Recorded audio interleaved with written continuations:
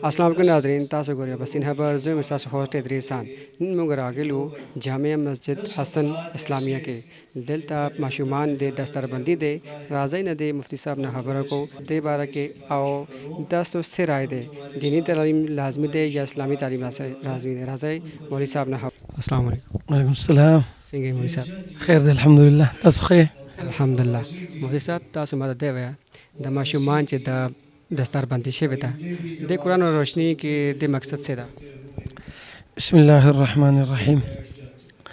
असल खबर अदा ده چې د مدارسو کې چې د دستاربندي کیږي او د پروګرامات کیږي د دې دوه مقصد دي.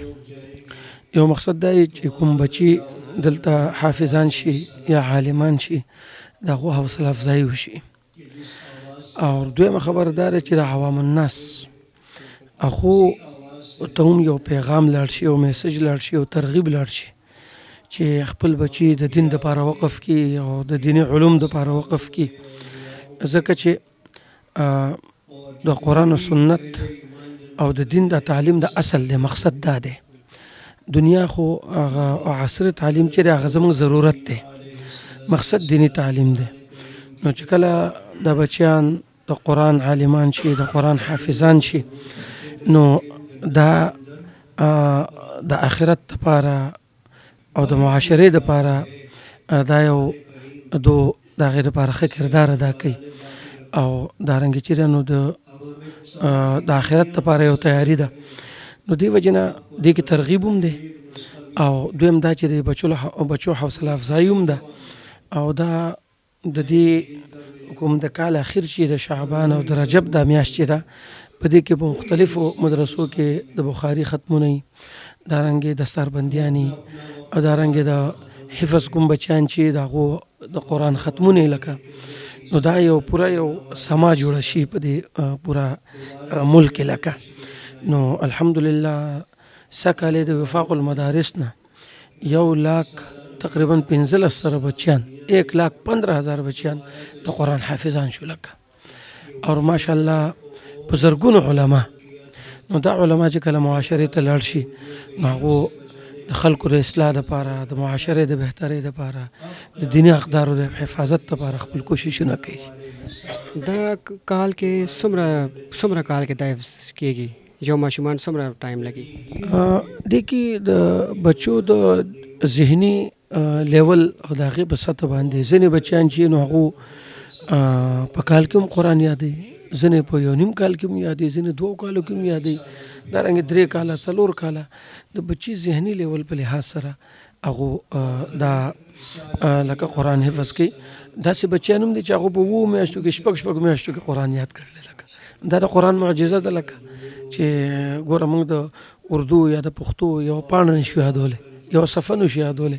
دا د قرآن معجزه ده چې 10 پارې قرآن یو بچی په 6 میاشتو کې یاد کړي یا په 1 کال کې یاد کړي یا په 14 میاشتو کې 15 میاشتو کې یاد کړي.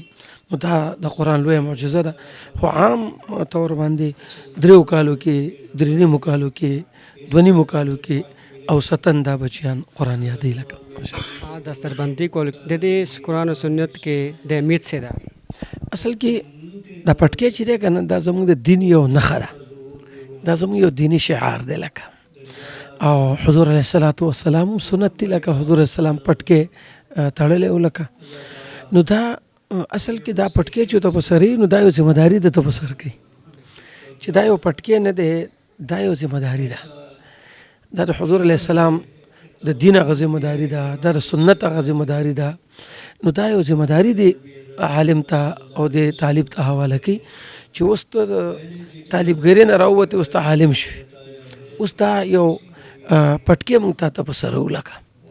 نو د دې پټکی مقصد دا صرف یو پټکی نه دی، لکه دا د دین اقدار حفاظت هم دی، د دین حفاظت هم دی، او کوم د دین هغه میشن چې دی، کوم پروګرام چې دی، د هغې د حفاظت یو ذمهداري ده چې هغه دې بچي ته په سر کېږي. لکه یا تاسو څه تعلیم ورکوئ؟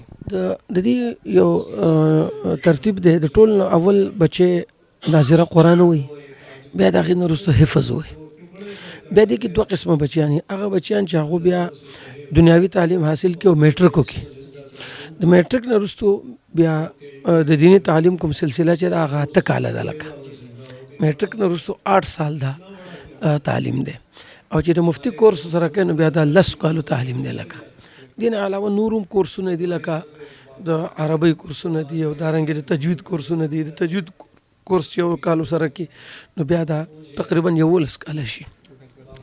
کوم بچی چې میټریک نه کړي نو هغه لپاره 10 کاله کورس اسې دی، او چې مفتی کورس نو هغه بیا 12 کاله دی. لکه او چې اتم کوم بچی کړي هغه لپاره بیا د میټریک نه کوم علاوه هغه لپاره بیا 12 کاله دي. میټریک والا بچی لپاره 8 کاله یو کورس دی، د مفتی چې سره کې نو بیا هغه 10 کاله کورس دی. ماشي. کوم ماشومان چې دا تعلیم دینی تعلیم نه لړ دي د بارک تاسو سره راي دي؟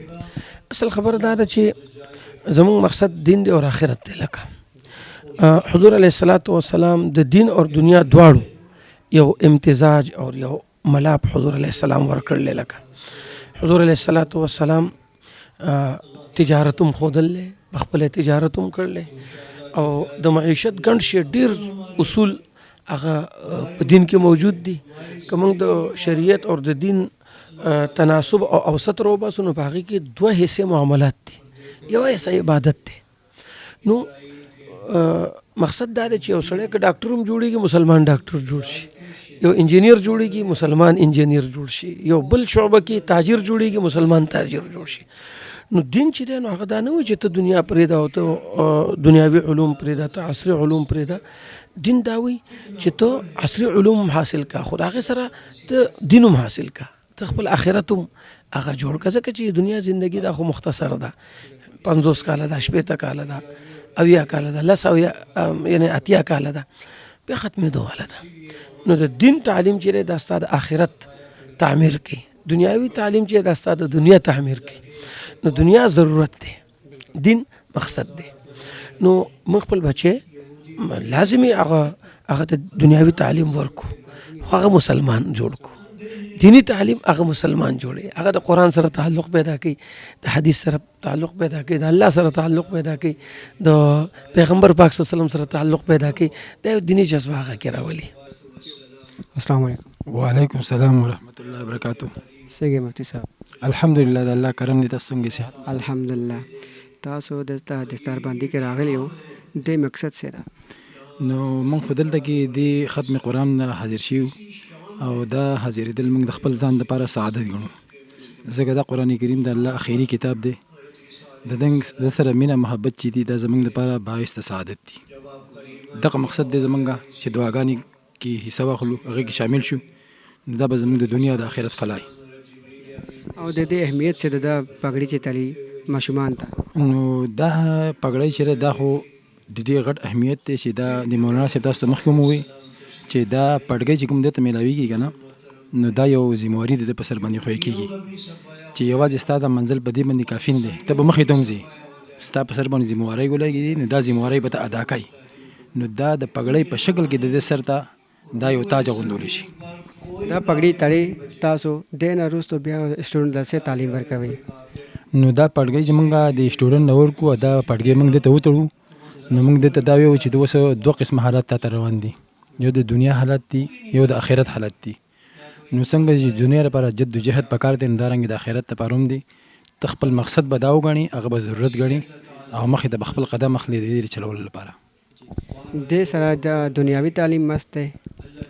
نو دا خبره ده چې د دې سره دنیاوي تعلیم هم ضروري دی نن سبا زمانه کې، او خو دا دنیاوي تعلیم چې دا په قدر د ضرورت دی، او دینی جامل چې دی دا زموږ د زندګۍ مقصد دی.